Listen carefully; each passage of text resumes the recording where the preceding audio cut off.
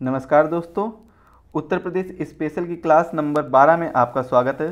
दोस्तों, आज की क्लास में हम पढ़ने वाले हैं उत्तर प्रदेश प्राकृतिक वनस्पतियां एवं वन्य जीवों के बारे में। उत्तर प्रदेश में कहां कहां पर प्राकृतिक वनस्पतियां पाई जाती हैं और प्राकृतिक वनस्पतियां कहते किसे हैं, वन किसे कहते हैं, और वनों के वर्गीकरण के बारे में, और जितने भी वर्गीकरण हैं इनसे प्राप्त, जैसे उष्णकटिबंधीय पर्णपाती वन हो गया या फिर आर्द्र पर्णपाती वन हो गया, या प्रशासनिक आधार पर जैसे कि संरक्षित वन, सुरक्षित वन, अवर्गीकृत वन, इन सभी वनों के बारे में चर्चा करने वाले हैं आज के इस सेशन में। इससे पहले हम 11 सेशन में काफ़ी चीज़ें पढ़ चुके हैं, जैसे कि इसके पिछले वाले सेशन में हमने मृदा के बारे में पढ़ा था, उत्तर प्रदेश की सॉइल के बारे में पढ़ा था। जो आज का हमारा सेशन है इसमें हम प्राकृतिक वनस्पतियों के बारे में चर्चा करने वाले हैं। तो सबसे पहले आपको ये चीज़ पता होनी चाहिए कि प्राकृतिक वनस्पतियाँ कहते किसे हैं। तो सबसे पहले तो आप यही चीज़ लिखिएगा, प्राकृतिक वनस्पतियाँ।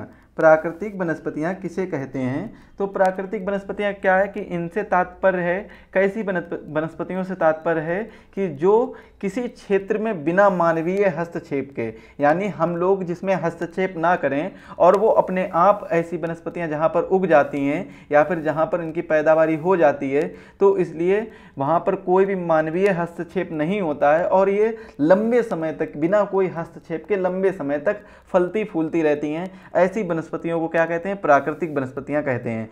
अगर क्वेश्चन पूछा जाए कि प्राकृतिक वनस्पतियां किस पर निर्भर करती हैं, किस पर डिपेंड होती हैं, तो प्राकृतिक वनस्पतियां जहाँ जिस क्षेत्र पर ये वनस्पतियां पाई जाती हैं तो वह उस क्षेत्र की मृदा एवं जलवायु पर निर्भर होती हैं। तो ये चीज़ आपको याद रखनी होगी। तो हेडिंग क्या पड़ेगी? प्राकृतिक वनस्पति। प्राकृतिक वनस्पति में लिखेंगे कि प्राकृतिक वनस्पति से तात्पर्य है कि प्राकृतिक वनस्पति से तात्पर्य है ऐसी वनस्पतियां जो किसी बिना मानवीय हस्तक्षेप के उगती हों। यहाँ पर लिखना होगा आपको कि जो किसी बिना मानवीय हस्तक्षेप के, बिना मानवीय हस्तक्षेप के, बिना मानवीय हस्तक्षेप के उगती हैं, तो उन्हें हम क्या कहते हैं? बिना मानवीय हस्तक्षेप के जो उगती हैं उन्हें हम क्या कहते हैं? उन्हें कहते हैं प्राकृतिक वनस्पतियां कहते हैं। बिना मानवीय हस्तक्षेप के उगती हैं और लंबे समय तक फलती फूलती रहती हैं। और क्या होगा? लंबे समय तक, अधिक समय तक, यानी लंबे समय तक फलती फूलती रहती हैं। फलती फूलने से मतलब क्या है कि ये लंबे समय तक अपने आप को जीवित रख पाते हैं। मतलब ये ज़्यादा, जैसे जो पेड़ होते हैं वो मुरझा जाते हैं, यानी उनकी मृत्यु हो जाती है, एक तरीके से कह सकते हैं। तो ये अपने आप को लंबे समय तक जीवित रख पाते हैं, यानी अपने आप को हरा भरा रख पाते हैं। तो ये लंबे समय तक फलती फूलती रहती हैं। तो ऐसी वनस्पतियों को हम क्या कहते हैं? ऐसी वनस्पतियों को हम प्राकृतिक वनस्पति कहते हैं। और प्राकृतिक वनस्पति यह किस पर निर्भर करती है? तो यहाँ पर डालिएगा किस पर निर्भर करती है। तो प्राकृतिक वनस्पति निर्भर करती है उस क्षेत्र की जलवायु पर, उस क्षेत्र की जलवायु पर कि उस क्षेत्र की जलवायु कैसी है जहाँ पर प्राकृतिक वनस्पति उग पा रही है, और उस क्षेत्र की मृदा पर, वहाँ की मिट्टी कैसी है, वहाँ पर की मिट्टी कैसी है, वहाँ की जलवायु कैसी है। तो ये इन चीज़ों पर निर्भर करती है। तो ये चीज़ आपको याद रखनी होगी कि प्राकृतिक वनस्पति है वह किस पर निर्भर करती है? प्राकृतिक वनस्पति निर्भर करती है उस क्षेत्र की जलवायु पर, उस क्षेत्र की मृदा पर निर्भर करती है। इसके बाद में अगला पॉइंट पड़ेगा वन के बारे में। वन क्या होते हैं तो इनके बारे में समझेंगे। तो आपको पता होगा, जैसे बेसिक हेडिंग ये जो हैं आपको बता रहे हैं, तो वन क्या होते हैं, वन के बारे में आपको इन्फॉर्मेशन होगी कि वन क्या होते हैं। तो एक प्रकार से कह सकते हैं जहाँ पर जैसे नॉर्मल कोई वनस्पति है, एक पेड़ है या दो पेड़ हैं, तो ये नॉर्मल पेड़ हो जाते हैं। इसके बाद में कई ज़्यादा पेड़ होते हैं तो वो बगीचा बन जाता है। बगीचे के बाद में और भी ज़्यादा, एक बड़े से क्षेत्रफल में, एक बड़े से क्षेत्र में जहाँ पर बहुत ज़्यादा पेड़ होते हैं, यानी सघन वनस्पति पाई जाती है, उसी क्षेत्र को हम क्या कहते हैं? वन कहते हैं। और ये क्या होता है? इसमें विभिन्न प्रकार के जीव जंतुओं का जहाँ पर आवास आ जाए, जहाँ पर विभिन्न प्रकार के जीव जंतुओं का आवास भी जुड़ जाए, उसी को हम क्या कहते हैं? वन कहते हैं। मतलब क्या, इसको हम कैसे डिफाइन कर सकते हैं? इसको डिफाइन कर सकते हैं कि वन सघन वनस्पति है। वन क्या है? सघन वनस्पति है जो क्या करती है? जो अपने अंदर विभिन्न प्रकार के जीव जंतुओं का आवास रखती है। अपने अंदर सभी विभिन्न प्रकार के जीव जंतुओं का आवास रखती है। यहाँ पर जो कैसे होते हैं, ये वन होते हैं, सघन होते हैं। और साथ में दूसरा पॉइंट इसमें याद रखना होगा आपको, इसमें विभिन्न प्रकार के जीव जंतुओं का आवास होता है। विभिन्न जीव जंतुओं या विभिन्न प्रकार के जीव जंतुओं का आवास होता है। जीव जंतुओं का आवास होता है।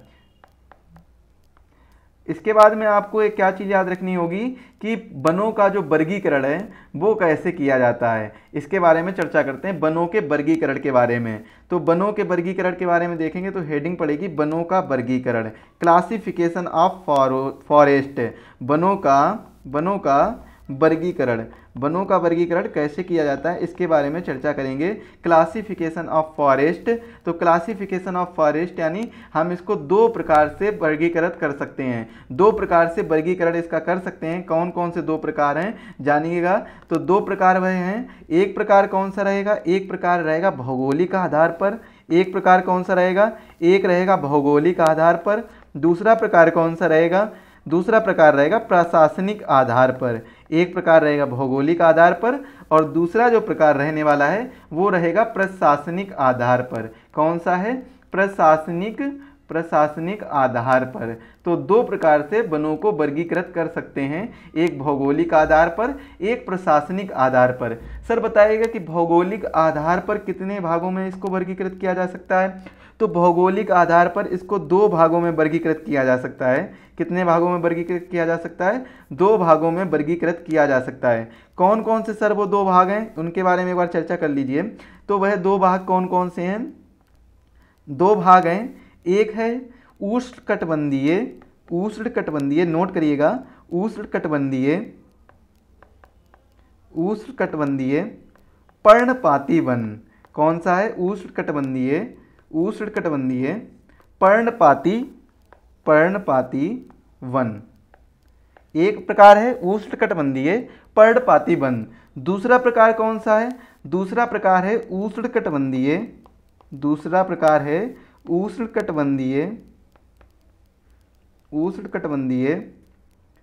कटीले वन। ये दूसरा प्रकार है। अब इसमें सर अगर क्वेश्चन पूछा जाए कि जो उष्णकटिबंधीय पर्णपाती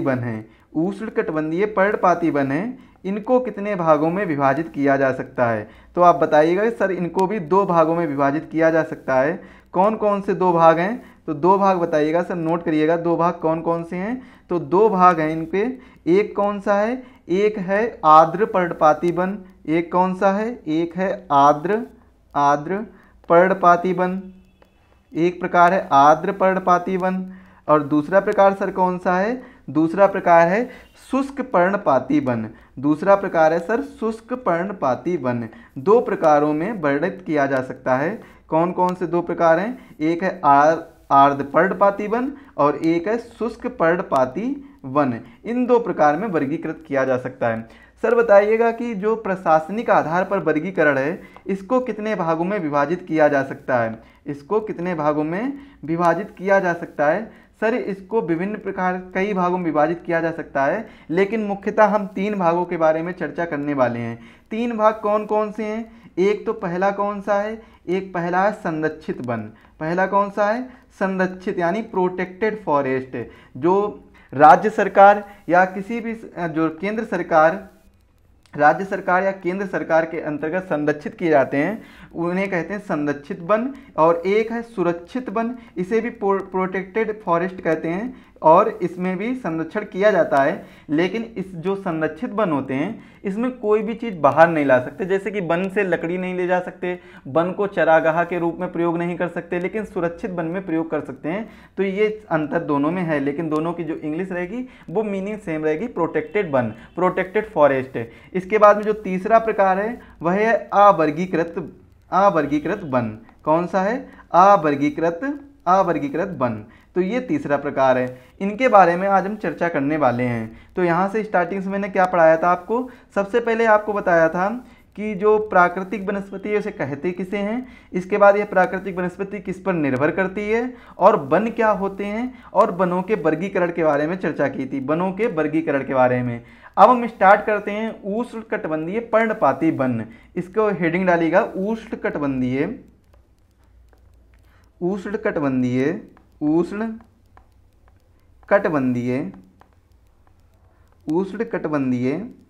पर्णपाती वन। ये हेडिंग डालिएगा। यहाँ से जितने भी इम्पोर्टेंट पॉइंट लगेंगे हम उन्हीं के बारे में चर्चा करेंगे। बाकी फ़िलहाल में ये बेसिक है, तो इसके बारे में आपको ज्योग्राफी में भी पढ़ने को मिलेगा, लेकिन फ़िलहाल में जो भी इम्पोर्टेंट है इसको हम यहाँ पर भी कवर कराएंगे। ऐसा नहीं कि वहीं पर, लेकिन यहाँ पर भी हम कवर कराएंगे, तो इसको भी देखिएगा एक बार आप।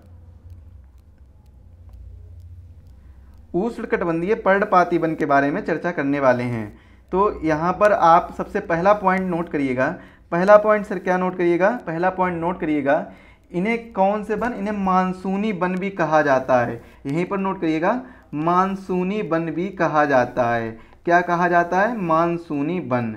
मानसूनी वन भी कहा जाता है, यह भी इम्पोर्टेंट है, इसको भी नोट करिएगा कि कौन से वनों को मानसूनी वन कहा जाता है। तो बताइएगा सर कि उष्णकटिबंधीय पर्णपाती वनों को मानसूनी वन कहा जाता है, बहुत ही इम्पोर्टेंट है। अब इन्हें मानसूनी वन क्यों कहा जाता है?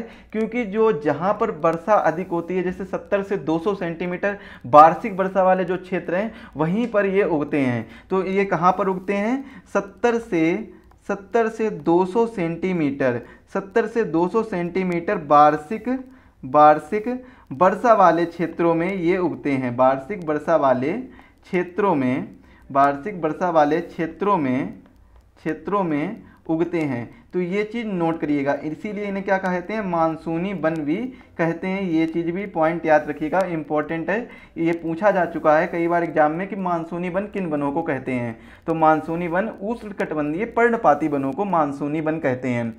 अब इसमें क्या है कि जो आपने जब ज्योग्राफी पढ़ेंगे तो सदाबहार वनों के बारे में पढ़ेंगे, तो इसमें जो उष्णकटिबंधीय सदाबहार वनों की अपेक्षा इसमें जो जैव विविधता पाई जाती है वो कम पाई जाती है। मतलब क्या है कि इसकी जो जैव विविधता होती है, जैव विविधता के बारे में अगर चर्चा करें यहाँ पर, इसके किसके बारे में? जैव विविधता के बारे में, बायोडाइवर्सिटी के बारे में चर्चा करें तो जैव विविधता है जो वह कम होती है। कहाँ से कम होती है? जैव विविधता क्या होती है? कम होती है। अब कहाँ से कम होती है? तो जैव विविधता कम होती है, बताइएगा सर, कि उष्णकटिबंधीय सदाबहार वनों से। उष्णकटिबंधीय बाकी हैंड रिटन नोट में आपको सारी चीज़ें मिल जाएंगी, क्लियरली सारी चीज़ें डिफाइन की गई होंगी।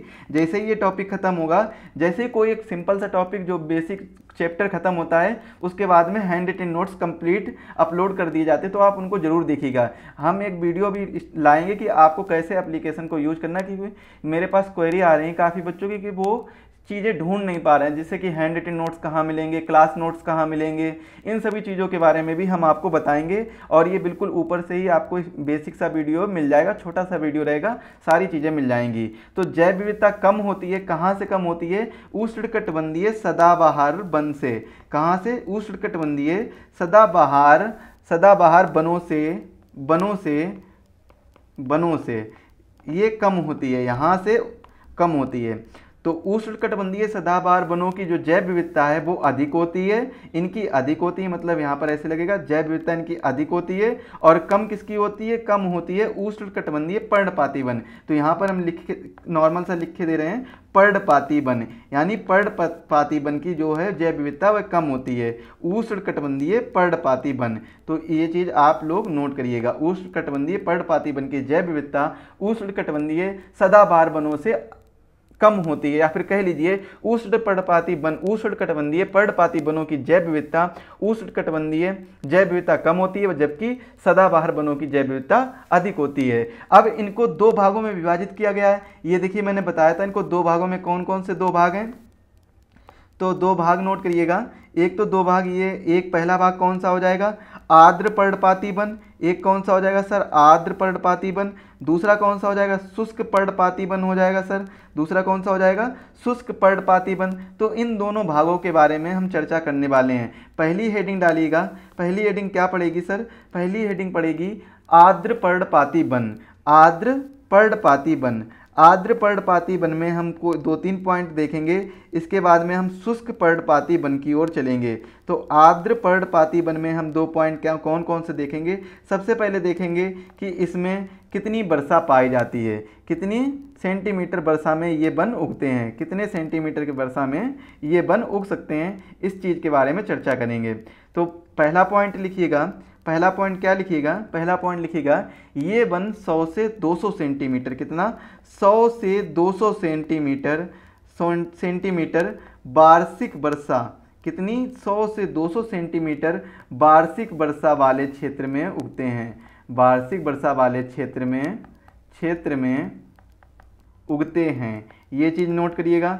दूसरा पॉइंट इसमें नोट करेंगे, दूसरा पॉइंट सर क्या नोट करेंगे, दूसरा पॉइंट नोट करेंगे कि इन वनों में कौन कौन से मुख्य वृक्ष पाए जाते हैं। तो मुख्य वृक्ष डालकर नोट करिएगा, मुख्य वृक्ष कौन कौन से पाए जाते हैं। तो मुख्य वृक्ष पाए जाते हैं, सागौन का वृक्ष होता है, सागौन के आप लोगों के गांव में होगा भी, सागौन का वृक्ष होता है, सौल का वृक्ष होता है। ये किसे कहते हैं, अभी इनके बारे में, इनके उपयोगों के बारे में पढ़ेंगे तब आपको अच्छे से पता चल जाएगा। इसके बाद में बेर तो सबने खाए होंगे, तो बेर का भी वृक्ष इन्हीं वनों के अंतर्गत आता है। इसके बाद हुर्रा का वृक्ष भी इन्हीं वनों के अंतर्गत आता है।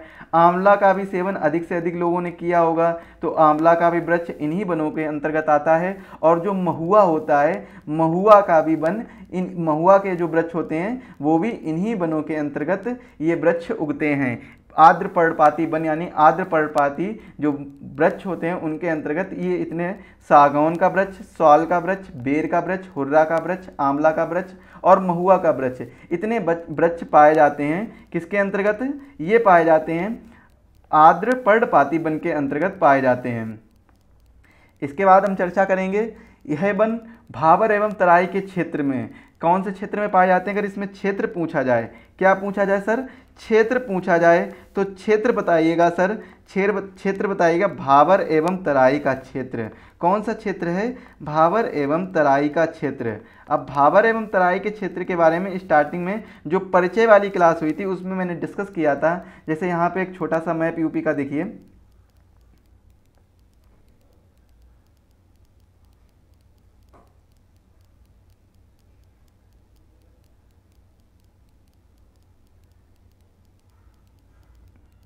ये मान लीजिए यूपी का मैप है। अब इसमें जो भाबर एवं तराई का क्षेत्र है, कौन सा क्षेत्र है, भाबर एवं तराई का क्षेत्र। कौन सा भाबर एवं तराई का क्षेत्र, तो ये जो वाला क्षेत्र है, ये वाला क्षेत्र, ऊपर वाला क्षेत्र, ऊपर एक पट्टी सी होती है, तो इस वाले क्षेत्र में वर्षा अधिक होती, तो इसीलिए यहाँ पर इसी क्षेत्र में ये वन पाए जाते हैं, भाबर एवं तराई के क्षेत्र में। तो ये चीज़ आपको स्टार्टिंग में बताई थी। तो ये जो क्षेत्र है, ये जो पट्टी रहती है, ये पट्टी सहारनपुर से लेकर, ये जो सहारनपुर पाया जाता है ये सहारनपुर है। इसके बाद में ये जो कुशीनगर है ना, ये यहाँ कुशीनगर तक ये जो ऊपर वाली पट्टी रहती है, इसी पट्टी में कौन से वन पाए जाते हैं, आर्द्र पर्णपाती वन पाए जाते हैं। अब कौन कौन से इसमें डिस्ट्रिक्ट भी पूछ लिए जा सकते हैं कि कौन कौन से जिले आ सकते हैं। तो क्षेत्र में भाबर एवं तराई का क्षेत्र लिखिएगा, और भाबर एवं तराई के क्षेत्र में ही क्षेत्र नोट करिएगा, 2-3 जिलों के नाम लिख लीजिए। हालांकि मैं इन जिलों के बारे में चर्चा कर चुका हूँ, लेकिन फिर भी आप एक बार यहाँ पर 2-3 जिलों के नाम लिख लीजिए, ज़्यादा नहीं। एक तो लिख लीजिए सहारनपुर, इंपॉर्टेंट है सहारनपुर। दूसरा जिला लिखिएगा बिजनौर, और तीसरा जिला लिखिएगा मुरादाबाद। तीसरा जिला कौन सा लिखेंगे, मुरादाबाद लिखेंगे। और इसके बाद में जो चौथा जिला एक और नोट कर लीजिए लास्ट, महाराजगंज। इन 3-4 जिलों के बारे में ही आपको याद करना होगा, क्योंकि आपसे ज़्यादा नहीं पूछा जाएगा। बाकी इंपॉर्टेंट आप ये याद रखिएगा कि भाबर एवं तराई के क्षेत्र में पाए जाते हैं। जो इंट्रोडक्शन क्लास है उसमें तो आपको अच्छे से पता चल ही गया होगा कि भाबर एवं तराई के क्षेत्र में कौन कौन से जिले आते हैं। तो ये जिले याद कर लीजिएगा आप, एक बार ये जिले याद कर लेंगे तो जिससे आसानी हो जाएगी आपके। ये क्या है, ये भाबर एवं तराई के क्षेत्र के जो जिले हैं ये वो हैं, दिए गए हैं, इनको याद कर लीजिएगा। 3-4 जिले हैं, बस, ज़्यादा नहीं है।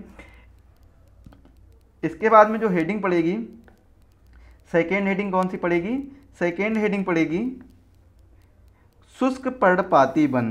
क्या पड़ेगी, शुष्क पर्णपाती वन, शुष्क पर्णपाती वन।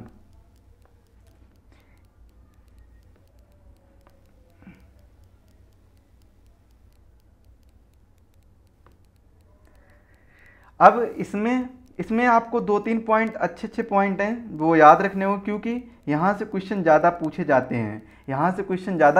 हैं, तो इसलिए आपको 2 से 3 पॉइंट याद रखने होंगे, इम्पॉर्टेंट पॉइंट हैं। इसमें आपको जो सबसे पहला पॉइंट याद रखना होगा कि उत्तर प्रदेश में सबसे ज़्यादा विस्तृत है अगर, तो वो इसी प्रकार के वन विस्तृत हैं, यानी शुष्क पर्णपाती वन विस्तृत हैं सबसे ज़्यादा।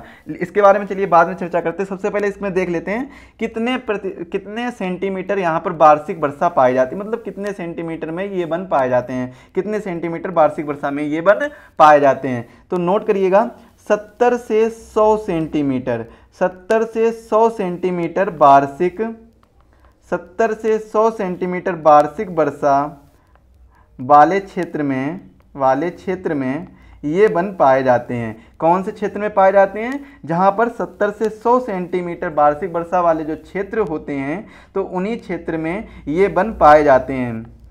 तो वार्षिक वर्षा वाले क्षेत्र में ये वन पाए जाते हैं। अब यहाँ पर कौन कौन से वन आ जाते हैं, कौन कौन से वृक्ष आ जाते हैं, इंपॉर्टेंट कौन कौन से हैं, तो यहाँ पर लिखिएगा वृक्ष, हेडिंग डालिएगा मुख्य वृक्ष, मुख्य वृक्ष। अब मुख्य वृक्ष कौन कौन से हैं? मुख्य वृक्ष, हेडिंग डालिएगा मुख्य वृक्ष। तो मुख्य वृक्ष में लिखिएगा सबसे पहले तो आपको याद रखना होगा नाम, एक बेर का, बेर भी इसी क्षेत्र में पाया जाता है, बेर भी पाया जाता है। इसके बाद में खैर का वृक्ष याद रखिएगा, खैर अगर आपने कभी पान वाले के पास गए होंगे तो वो कत्था लगाता, तो वो इसी वृक्ष से मिलता है, खैर के वृक्ष से। इसके बाद में तेंदू, तेंदू भी याद रखिएगा, ये भी इम्पोर्टेंट है। इसके बाद में आप याद रखिएगा जामुन का वृक्ष, जामुन का भी वृक्ष इसी प्रकार के वृक्ष वन में पाए जाते हैं। और पीपल भी याद रखिएगा, इम्पोर्टेंट है पीपल। इसके बाद में और क्या याद रखना है? आम याद रखना है, और क्या याद रखना है? महुआ याद रखना है, यह भी इम्पोर्टेंट है, ये भी वृक्ष पाए जाते हैं। और इसके साथ ही साथ में एक इम्पोर्टेंट वृक्ष का नाम याद रखना होगा, वो याद रखना होगा पलाश का वृक्ष।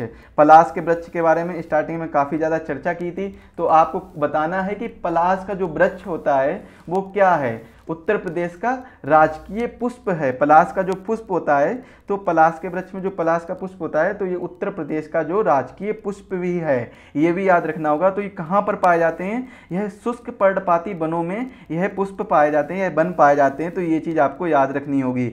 अब आपको ये पता होना चाहिए कि जो ये इस प्रकार के जो वन हैं, तो इनके जो घास के मैदान होते हैं, तो इनके घास के मैदानों के बीचों बीच में एक क्या होता है? पार्कलैंड परिदृश्य बनता है। तो सर आपको ये जानकर हैरानी होगी कि पार्कलैंड परिदृश्य होता क्या है। तो पार्कलैंड परिदृश्य आपने जो अफ्रीका के सवाना के घास के मैदान हैं, तो उसमें जैसा दृश्य बनता है घास के मैदानों का, सेम वैसा ही इन वृक्षों के घास के मैदान बनते हैं, उनका भी परिदृश्य सेम बनता है। तो इसीलिए अफ्रीका के सवाना घास के मैदान के दृश्य को ही पार्कलैंड परिदृश्य कहते हैं। तो इसीलिए जो शुष्क पर्णपाती वन के जो परिदृश्य होता है, तो इसको भी पार्कलैंड परिदृश्य ही कहते हैं। ये इंपॉर्टेंट क्वेश्चन है, इसको भी आप नोट करिएगा। फिलहाल में सबसे पहले हम इसके बारे में जानते हैं, इसके विस्तार के बारे में। तो इसका विस्तार कहाँ कहाँ पर है? तो विस्तार हेडिंग डालिएगा, विस्तार इसका कहाँ कहाँ पर है? विस्तार में सबसे पहले आपको पॉइंट याद रखना होगा कि उत्तर प्रदेश में, यूपी में सबसे ज़्यादा विस्तार इन्हीं का है। यूपी में सबसे ज़्यादा विस्तार इन्हीं का है। किनका है?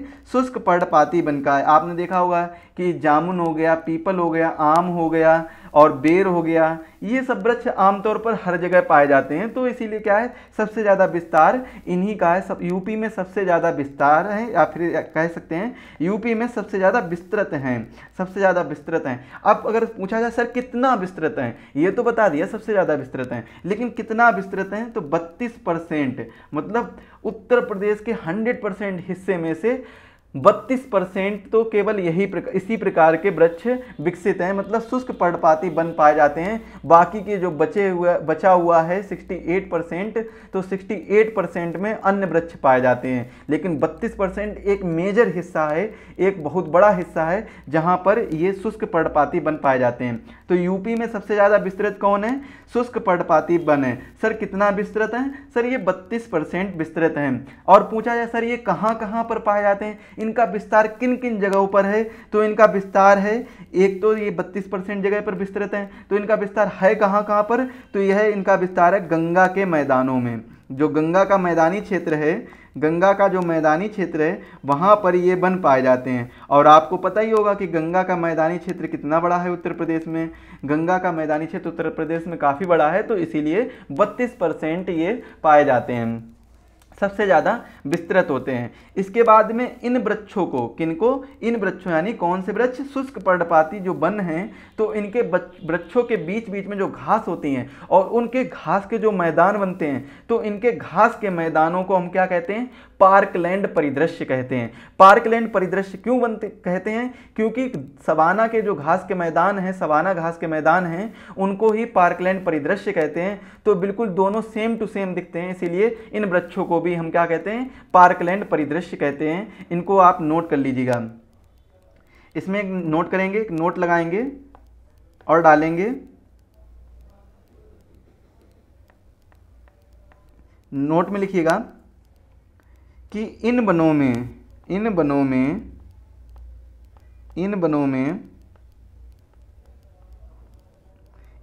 में घास के मैदान को, किसको, घास के मैदान को, घास के मैदानों के बीच, इन वनों में घास के मैदानों के बीच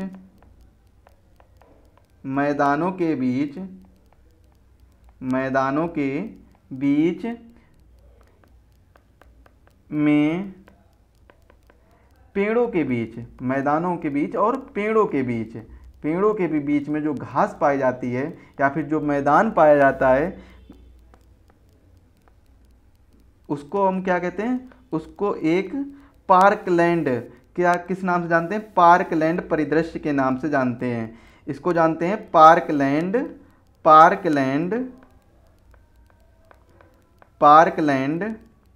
परिदृश्य के नाम से जानते हैं, पार्कलैंड परिदृश्य के नाम से जानते हैं। अब पार्कलैंड परिदृश्य क्या है, पार्कलैंड परिदृश्य क्या है, तो जो सवाना के घास के मैदान हैं,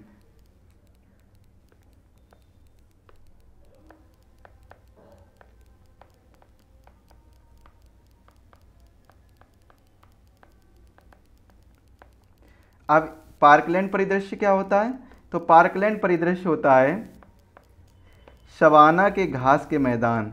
सवाना के घास के मैदान कहाँ है, सवाना घास मैदान कहाँ पर है, अफ्रीका में। तो सवाना घास के मैदान को पार्कलैंड परिदृश्य कहते हैं, पार्कलैंड परिदृश्य कहते हैं। तो ये भी चीज़ याद रखनी होगी कि कौन से घास के मैदान को पार्कलैंड परिदृश्य कहते हैं। और इसी वजह से, सेम दिखने की वजह से, तो जो सवाना घास के मैदान और जो ये वाले इसके जो शुष्क पर्णपाती वन के घास के मैदान, ये और इक्वल में शुष्क पर्णपाती वनों के घास के मैदान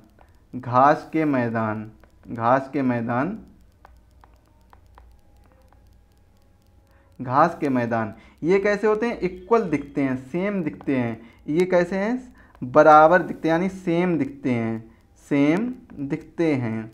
तो इसीलिए इन्हें क्या कहते हैं, जो पार्कलैंड परिदृश्य के नाम से जानते हैं। किस नाम से जानते हैं, पार्कलैंड परिदृश्य के नाम से जानते हैं। ये चीज़ आप, एक इम्पॉर्टेंट चीज़ है, नोट करिएगा इसको, पार्कलैंड परिदृश्य के नाम से जानते हैं।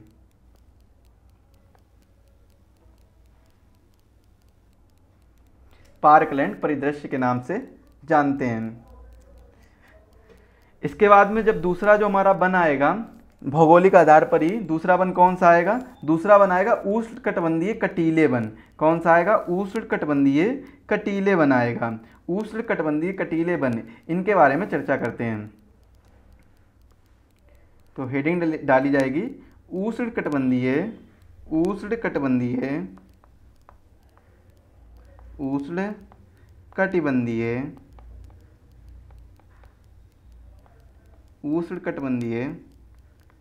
कटीले वन। तो उष्णकटिबंधीय कटीले वन हेडिंग पड़ेगी और इसमें नोट करेंगे 2 से 3 पॉइंट। कौन कौन से पॉइंट नोट करेंगे, तो पहला पॉइंट नोट करेंगे कि इसमें कितनी वर्षा में पाए जाते हैं, कितने सेंटीमीटर वार्षिक वर्षा में पाए जाते हैं। तो नोट करिएगा 50 सेंटीमीटर से कम वार्षिक वर्षा में, 50 सेंटीमीटर से कम वार्षिक वर्षा में, वार्षिक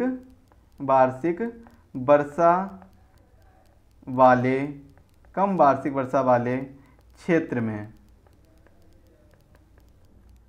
इसके बाद में अब आपको क्या है, इसमें क्षेत्र की बात की जाए, किसकी बात की जाए, क्षेत्र की बात की जाए यानी विस्तार की बात की जाए,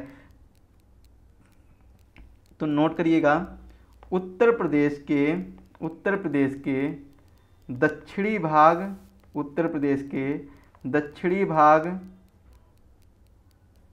एवं निकटवर्ती जिले, जो भी दक्षिणी भाग है उत्तर प्रदेश का, और इसके बाद में इसके निकटवर्ती जो भी आसपास के जिले हैं, निकटवर्ती जिले, उत्तर प्रदेश के दक्षिणी भाग और निकटवर्ती जिले में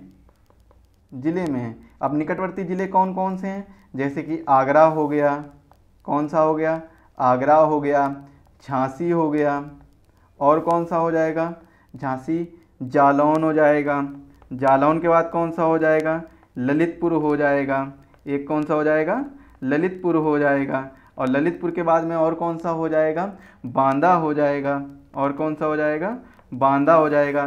तो ये ज़िले हो जाते हैं, इन ज़िलों में ये वन पाए जाते हैं। तो यूपी के दक्षिणी भाग एवं निकटवर्ती ज़िलों में पाए जाते हैं, ये चीज़ नोट करिएगा, पाए जाते हैं।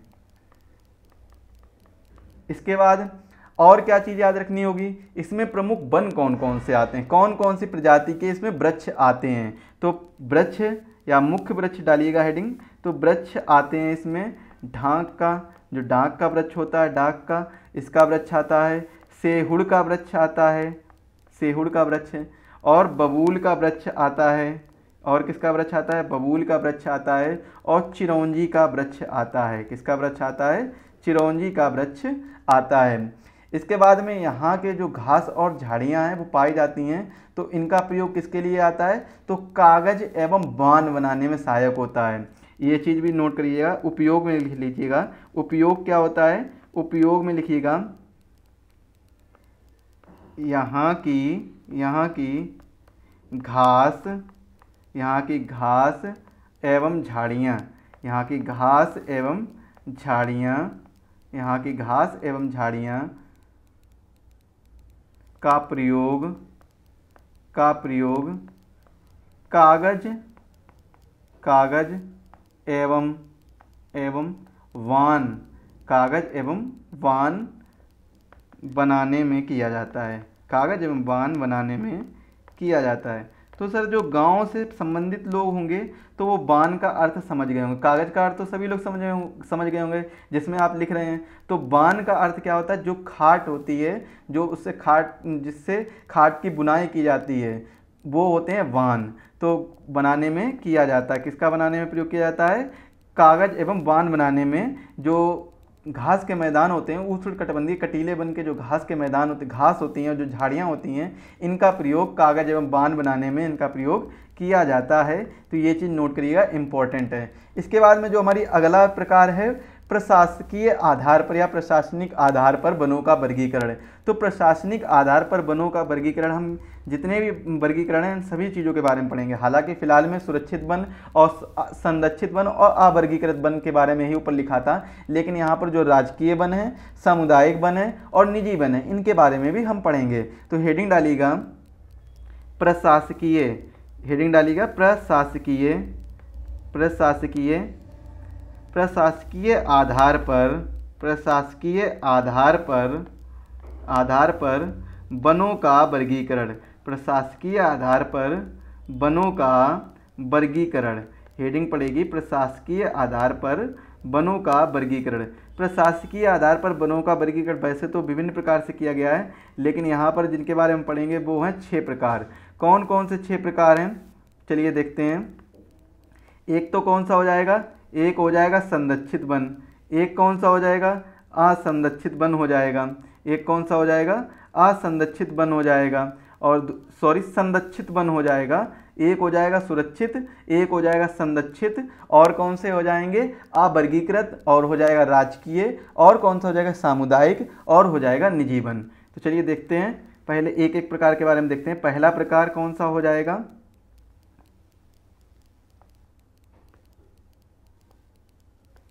पहला प्रकार देखिए कौन सा हो जाएगा, सुरक्षित वन का। पहला प्रकार हो जाएगा सुरक्षित वन का। दूसरा प्रकार का किसका हो जाएगा? संरक्षित वन का। दूसरा प्रकार हो जाएगा संरक्षित वन का। और तीसरा प्रकार कौन सा हो जाएगा? तीसरा प्रकार हो जाएगा अवर्गीकृत वन का। किसका हो जाएगा? अवर्गीकृत वन का हो जाएगा। इसके बाद में चौथा प्रकार हो जाएगा भाई किसका हो जाएगा? राजकीय वन का हो जाएगा। चौथा प्रकार हो जाएगा राजकीय वन का। पांचवा प्रकार किसका हो जाएगा? पांचवा प्रकार हो जाएगा सामुदायिक वन का। पांचवा प्रकार है किसका हो जाएगा? सामुदायिक वन का। और छठवां प्रकार है ये किसका हो जाएगा? निजी वन का, यानी प्राइवेट वन का। निजी वन का, प्राइवेट फॉरेस्ट का ये प्रकार हो जाएगा। तो ये कितने 6 प्रकारों में हम इनको वर्गीकृत करके पढ़ते हैं। तो इसमें जो सुरक्षित वन है यहीं पर देख लेते हैं, ज़्यादा सभी को अलग अलग देखने से अच्छा एक ही जगह पर देख लेते हैं। काफ़ी इनफ जगह है तो यहीं पर देखने का प्रयास करते हैं। तो सुरक्षित वन क्या होते हैं कि यहाँ पर जो मानवीय क्रियाकलाप हैं, मानवीय क्रियाकलाप कौन से होते हैं? जैसे कि पशुओं को चराना, एक शब्द में लिख सकते हैं मानवीय क्रियाकलाप। तो पशुओं को चराना। और दूसरा कौन सा है? दूसरा मान लेते हैं लकड़ी इकट्ठा करना या लकड़ी काटना, जो भी है, लकड़ी इकट्ठा करना। लकड़ी इकट्ठा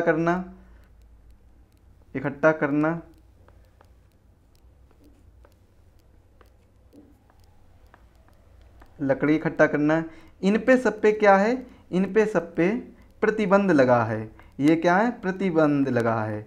ये सब चीज़ें नहीं कर सकते हैं, प्रतिबंध लगा है। तो ये चीज़ नोट करिएगा। इसके बाद में इसमें जो जलवायु एवं उपयोगिता की दृष्टि से, किसकी दृष्टि से? जलवायु एवं उपयोगिता की दृष्टि से इन वनों को बहुत अधिक महत्व है। इनका क्या है? अधिक महत्व है। किसकी दृष्टि से? जलवायु एवं उपयोगिता की दृष्टि से। जलवायु एवं उपयोगिता की दृष्टि से। जलवायु एवं उपयोगिता की दृष्टि से इन वनों का अधिक महत्व है। कैसा महत्व है? अधिक महत्व है। किसकी दृष्टि से? जलवायु एवं उपयोगिता की दृष्टि से इनका अधिक महत्व है। और ये जो वन हैं ये भूमि के कटाव को रोकते हैं। किसको रोकते हैं? ये जो वन, इस प्रकार के वन होते हैं, ये वन भूमि के कटाव को रोकते हैं। भूमि के कटाव को रोकते हैं। तो ये चीज़ नोट करिएगा। बस इतना ही है इसमें। इसके बाद में जो है संरक्षित वन किसे कहते हैं? इसको देखेंगे संरक्षित वन में देखेंगे संरक्षित वन किसे कहते हैं। तो संरक्षित वन में ये जो क्रियाकलाप हैं इन्हें हम क्या कह सकते हैं? इन्हें कह सकते हैं मानवीय क्रियाकलाप। इन्हें क्या कह सकते हैं? मानवीय क्रियाकलाप कह सकते हैं। तो जो मानवीय क्रियाकलाप हैं इनको तो हम क्या कर सकते हैं? इनको तो कर सकते हैं, मानवीय क्रियाकलापों को हम कर सकते हैं। इन पर कोई नियंत्रण नहीं होता है, और यहाँ पर ये सभी अनुमानित हैं। कैसे हैं? अनुमति है, इनकी सब की अनुमति है। मतलब क्या है? लकड़ी भी इकट्ठा कर सकते हैं और पशुओं को भी चरा सकते हैं। और साथ ही साथ में जो स्थानीय आबादी को नियंत्रित करने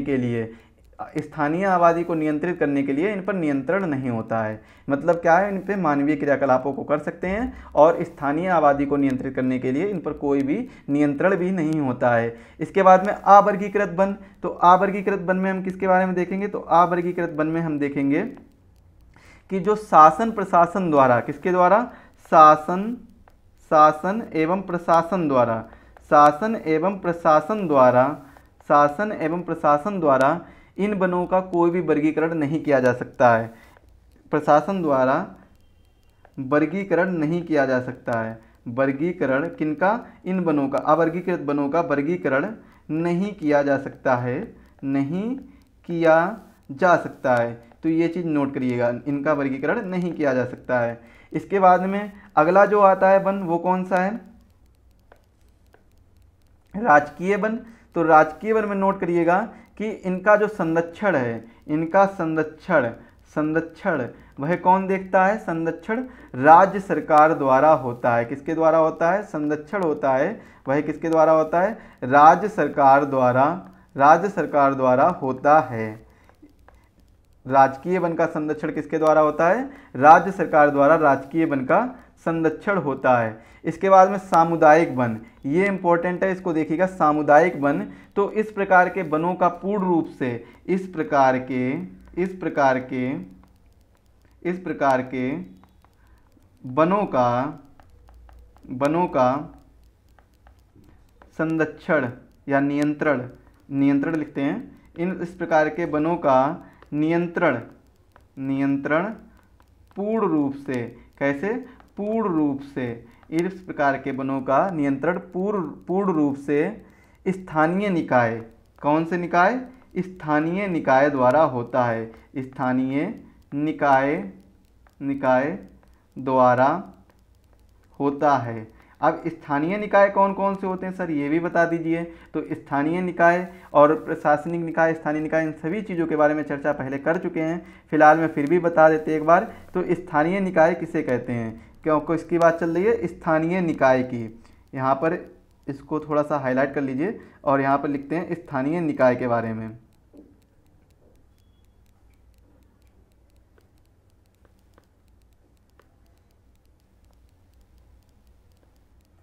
तो स्थानीय निकाय किसे कहते हैं?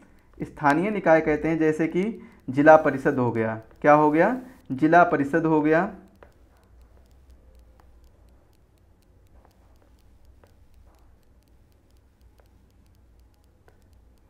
लिखिएगा जिला परिषद, जिला परिषद।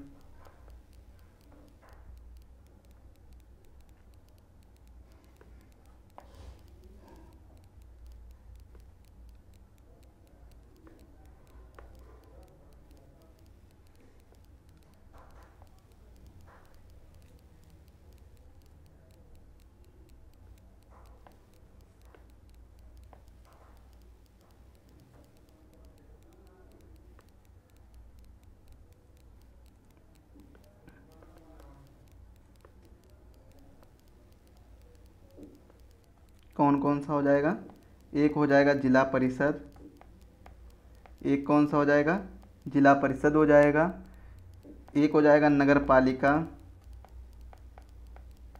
नगर पालिका हो जाएगा। और दूसरा कौन सा हो जाएगा? नगर पंचायत। ये भी हो जाएंगे स्थानीय, आदि कर दीजिएगा। नगर पंचायत, जिला परिषद, नगर पालिका और नगर पंचायत, ये स्थानीय निकाय होते हैं। इनके द्वारा सामुदायिक वनों का संरक्षण होता है या नियंत्रण होता है। इनके द्वारा ही नियंत्रण होता है। इनके द्वारा ही नियंत्रण होता है। किसका नियंत्रण होता है? तो इनका नियंत्रण होता है सामुदायिक वनों का। किनका होता है? सामुदायिक वनों का नियंत्रण होता है। तो ये चीज़ नोट करिएगा। इसके बाद में एक लास्ट बचा हुआ है निजी वन। तो निजी वन किसे कहते हैं सर, इसको भी करा दीजिए। तो इनका नियंत्रण किसी विशेष व्यक्ति द्वारा होता है। किनका? निजी वन का नियंत्रण। इसको यहाँ पर नोट करिएगा, यहाँ पर इसको नोट करेंगे निजी वन का। तो निजी वन का नियंत्रण जो होता है वह किसके द्वारा होता है? निजी व्यक्ति द्वारा होता है।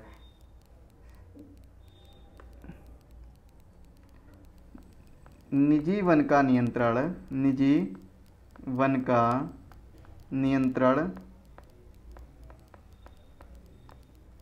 किसी व्यक्ति विशेष द्वारा होता है। ये चीज़ नोट करिएगा। तो ये 6 प्रकार के जो वन हैं ये मैंने आपको बताया, इनको देखिएगा। ये सारी चीज़ें, जितना भी ये पाई चार्ट बना है, जो भी ये चार्ट बना है, ग्राफ बना, माइंड मैप बना है, तो इसको एक बार आप ज़रूर पढ़िएगा। इसको जब एक बार पढ़ेंगे तो अच्छे से याद हो जाएंगे। बहुत ज़्यादा नहीं, बहुत ही शॉर्ट में सारी चीज़ें बताई हैं। तो इसको एक बार ज़रूर पढ़िएगा कि एकदम आप कह सकते हैं कि 2 या 3 पेज की जगह पे मैंने छोटी सी जगह पर ही सारी चीज़ें समझाने का प्रयास किया है। अब इसके बाद में हम पढ़ेंगे उत्तर प्रदेश के जो धार्मिक उपवन हैं इनके बारे में पढ़ेंगे। हेडिंग क्या पड़ेगी? उत्तर प्रदेश के धार्मिक उपवन। हेडिंग डालिएगा उत्तर प्रदेश के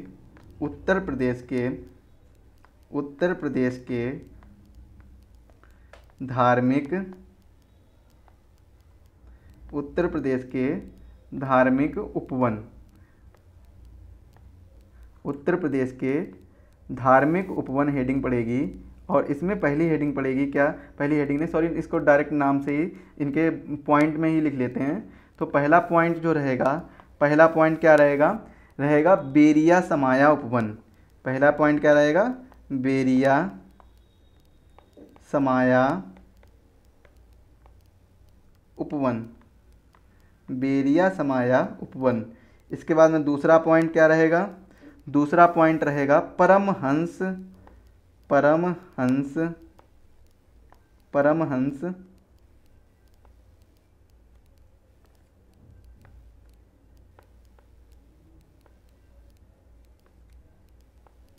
परमहंस कुटी उपवन, परमहंस कुटी उपवन। तो परमहंस कुटी उपवन। इसके बाद में तीसरा जो पॉइंट रहेगा, तीसरा पॉइंट क्या रहेगा, तीसरा पॉइंट रहेगा शिवाला बाग उपवन। कौन सा रहेगा, शिवाला, शिवाला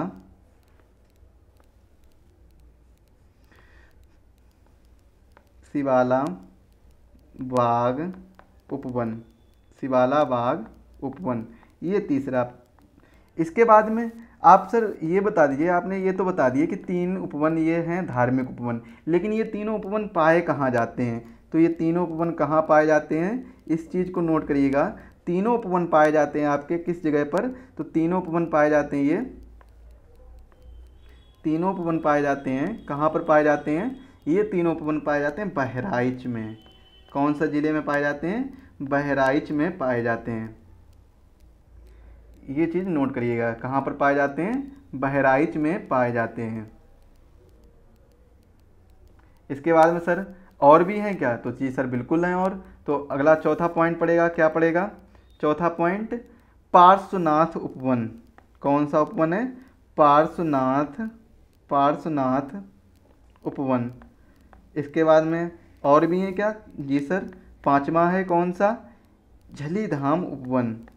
हम प्रमुख ही प्रमुख कराएंगे, बाकी जो एग्ज़ाम में पूछे जा सकते हैं, बाकी और भी छोटे छोटे होंगे तो उनका कोई महत्व तो नहीं है। तो ये जो कुछ अच्छे और बड़े उपवन हैं इनके बारे में, ये इनके बारे में आप जान लीजिए कि कौन से ज़िले में, बस इतना ही पूछा जाएगा, इससे ज़्यादा कुछ नहीं पूछा जाएगा। इसके बाद चलिए एक और लिख लेते हैं, ये क्यों छोड़ दें क्योंकि ये भी इम्पोर्टेंट है, देवी पाटन। कौन सा है, देवी पाटन, देवी पाटन उपवन। तो ये है देवी पाटन उपवन। तो सर बताइए कि जो ये उपवन जो तीनों लास्ट में लिखा है ये कहाँ कहाँ पर हैं, तो ये वाला उपवन और ये वाला, ये दोनों एक ही जगह पर हैं। कहाँ पर हैं, ये दोनों हैं गोंडा में। किस जगह पर हैं, गोंडा में हैं। और ये वाला उपवन सर कहाँ पर है, तो ये वाला जो उपवन है ये कहाँ पर है, बलरामपुर में। किस जगह पर है, ये है बलरामपुर में। ये कहाँ पर है सर, ये बलरामपुर में है।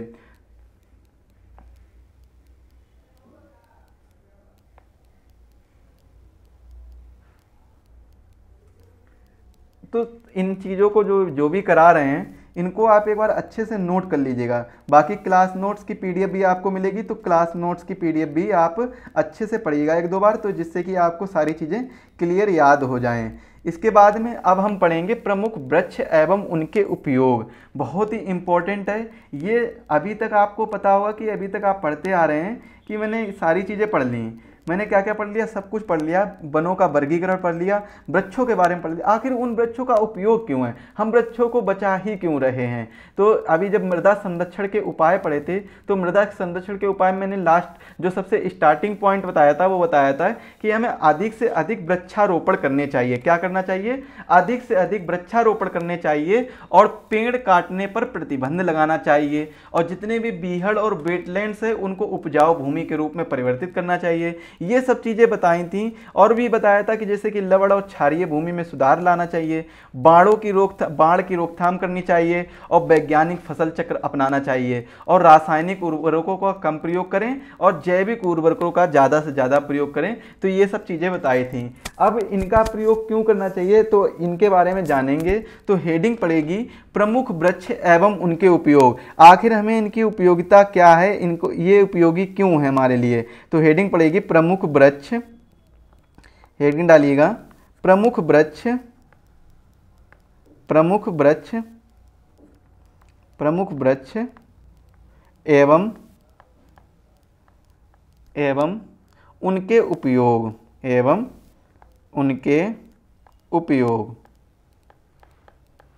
प्रमुख वृक्ष एवं उनके उपयोग।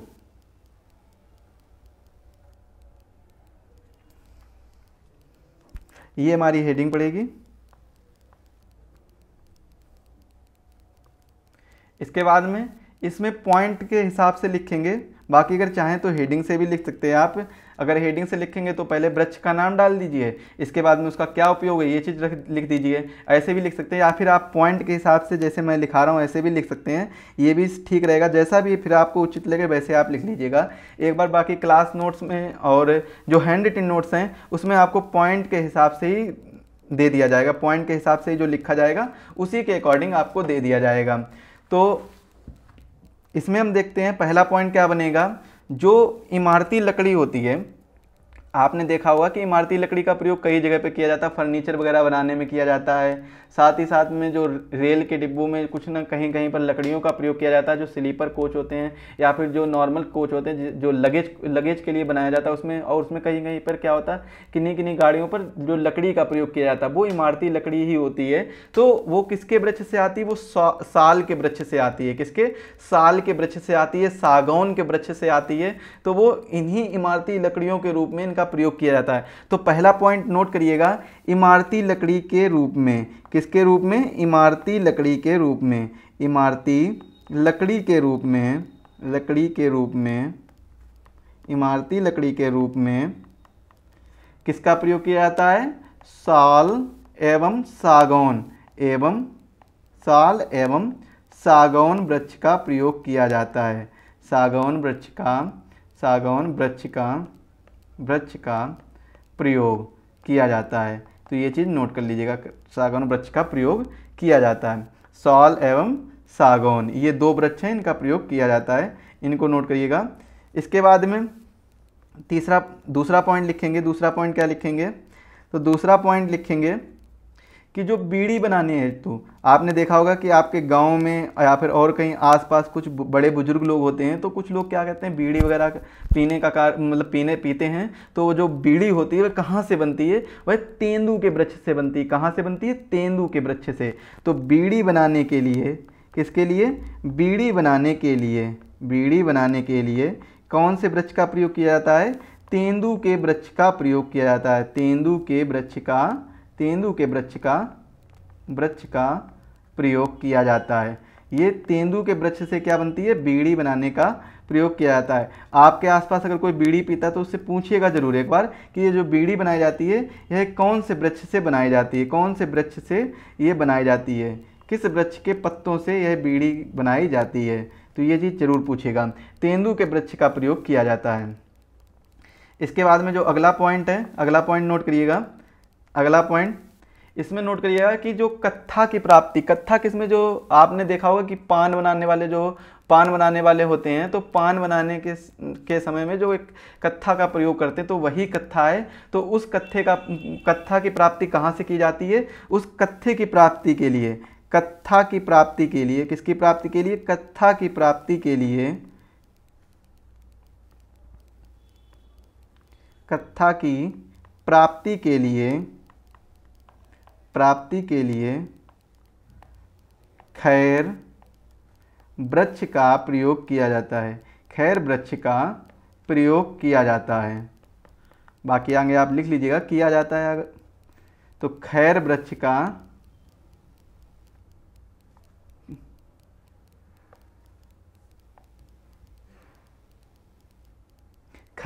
का प्रयोग किया जाता है। इसके बाद में अगला पॉइंट नोट करिएगा। अगला पॉइंट क्या होगा? अगला पॉइंट होगा कि माचिस की तीलियां बनाने के लिए, किसकी? माचिस की, सभी ने देखी होगी माचिस की तीलियां।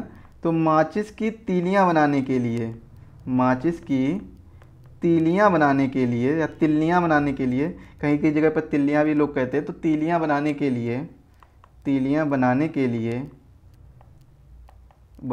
लिए किसका प्रयोग किया जाता है? इनकी तीलियां बनाने के लिए सैमल एवं गुरेल, सैमल एवं गुरेल वृक्ष का प्रयोग किया जाता है। सैमल एवं गुरेल वृक्ष का प्रयोग किया जाता है। ये चीज़ आप नोट करिएगा, अच्छे से याद रखिएगा, इम्पोर्टेंट है।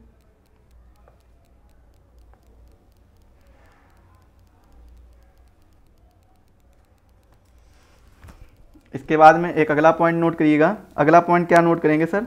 अगला पॉइंट नोट करेंगे जो चीड़ की छाल होती है, चीड़ का जो वृक्ष होता है, यानी आप लिख लीजिएगा ऐसे, बिरोजा एवं तारपीन का तेल, बिरोजा एवं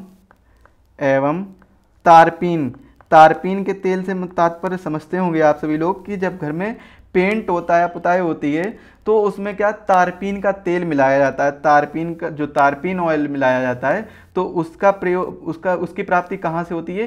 चीड़ के वृक्ष की छाल से उसकी प्राप्ति होती है। बिरोजा एवं तारपीन के तेल के लिए, तेल बनाने के लिए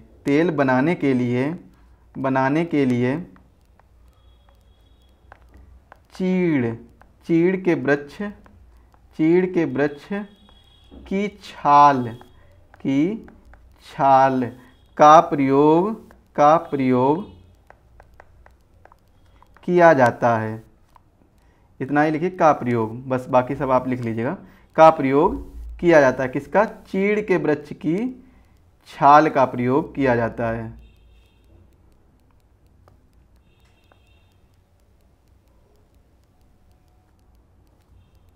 ये क्या हो रहा है? हाँ, ये लिखिएगा, चीड़ के वृक्ष की छाल का प्रयोग किया जाता है।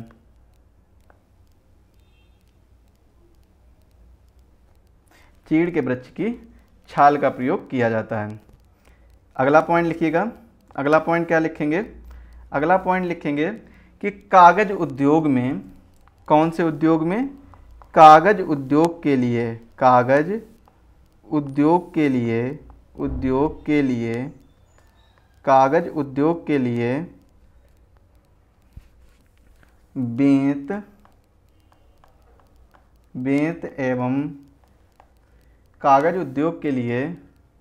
बेंत एवं बांस का प्रयोग किया जाता है। बेंत एवं बांस का प्रयोग, बस इतना ही लिखिए, बेंत एवं बांस का प्रयोग किया जाता है। तो यहाँ पर वृक्ष कौन सा आ जाएगा? बेंत एवं बांस।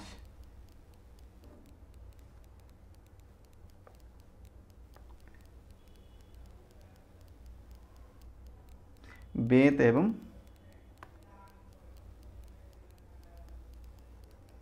एवं बांस के वृक्ष का प्रयोग किया जाता है। इसके बाद में कुछ 4 से 5 पॉइंट हो गए हैं, 6 पॉइंट हो गए हैं। अब लिखेंगे 7वां पॉइंट, एक दो पॉइंट और लिख लेते हैं। इसके बाद में हम पढ़ेंगे किसके बारे में? वनों से संबंधित महत्वपूर्ण कार्यक्रम के बारे में। जो भी वनों से संबंधित महत्वपूर्ण कार्यक्रम है, उनके बारे में हम चर्चा करेंगे। तो लिखिएगा, अगला पॉइंट क्या आएगा?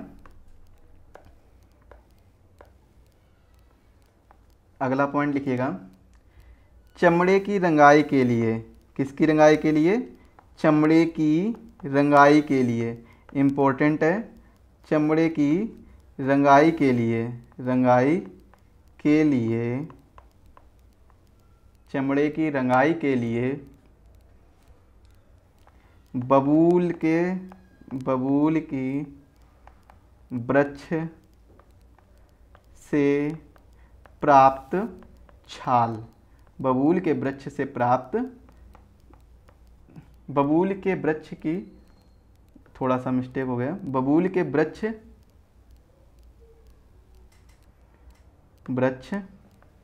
की छाल से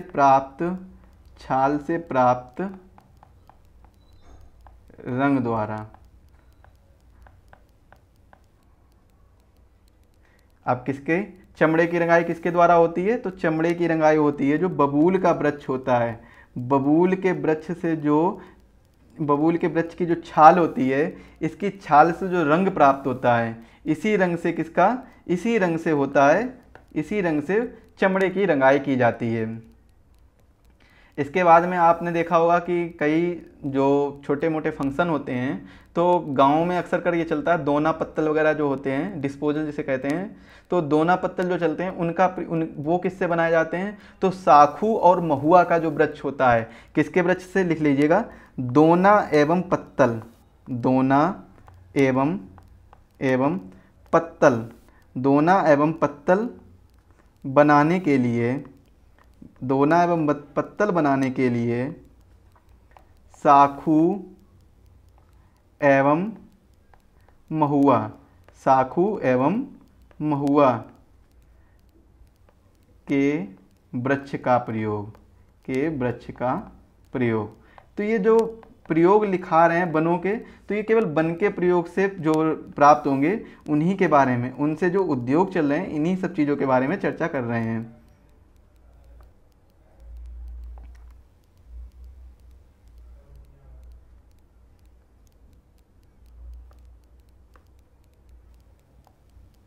बाकी आगे अगला पॉइंट नोट करेंगे।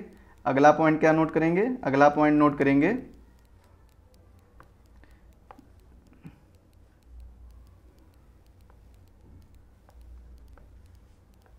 अगला पॉइंट नोट करिएगा।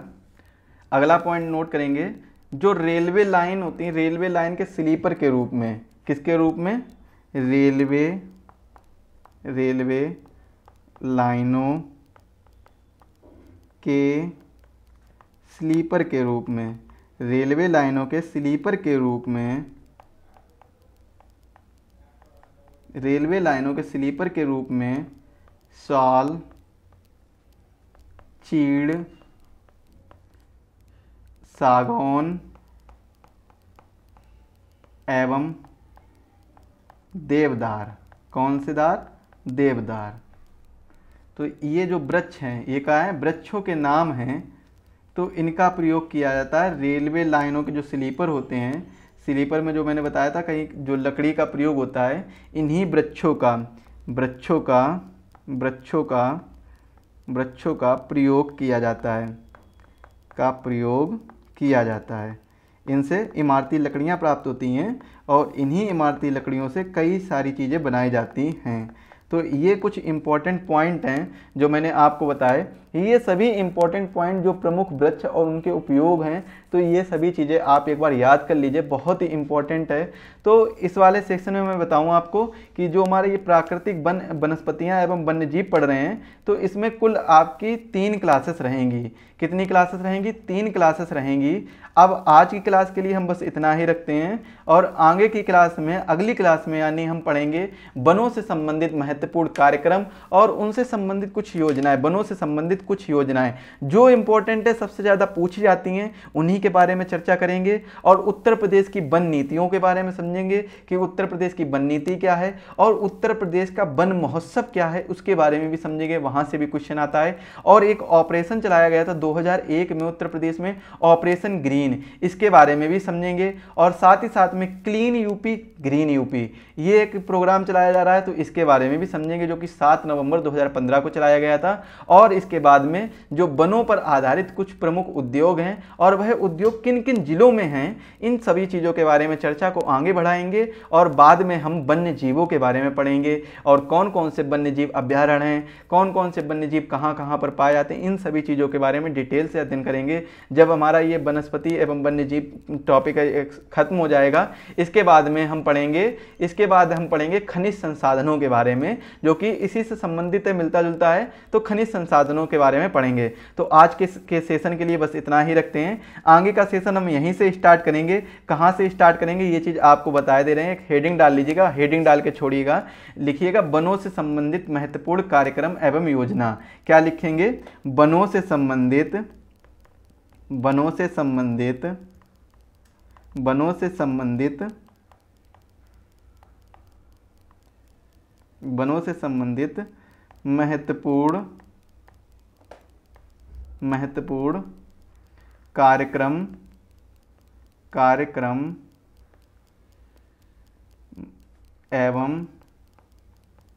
एवं योजना। वनों से संबंधित महत्वपूर्ण कार्यक्रम एवं योजना, इनके बारे में हम कल चर्चा आगे बढ़ाएंगे। आने वाली क्लास में हम इस चीज़ के बारे में पढ़ेंगे, तो इसको आप ज़रूर एक बार देखिएगा। बाकी आगे की क्लास में आप देखिएगा, जो भी डाउट है आप हमें व्हाट्सएप कर सकते हैं। हमारा जो व्हाट्सएप नंबर है वो क्या है, व्हाट्सएप नंबर नोट कर लीजिए। व्हाट्सएप नंबर है, जिसके पास हमारा व्हाट्सएप नंबर नहीं है तो ये नोट कर लीजिए। यहाँ से कोई भी डाउट है तो इस पर आप पूछ सकते हैं, 7905407400। यहाँ पर केवल आप व्हाट्सएप मैसेज ही करिएगा, कॉल मत करिएगा, क्योंकि कॉल से आपका रिप्लाई हो सकता है ना दिया जाए, लेकिन मैसेज का रिप्लाई आपका ज़रूर दिया जाएगा। तो आप व्हाट्सएप मैसेज ही करिएगा। चलिए मिलते हैं अगली क्लास में, तब तक के लिए आप सभी का धन्यवाद। सभी लोग स्वस्थ रहें और अपनी तैयारी को बेहतर तरीके से करते रहें। नंबर नोट कर लीजिएगा, 7905407400, इस नंबर को नोट कर लीजिएगा।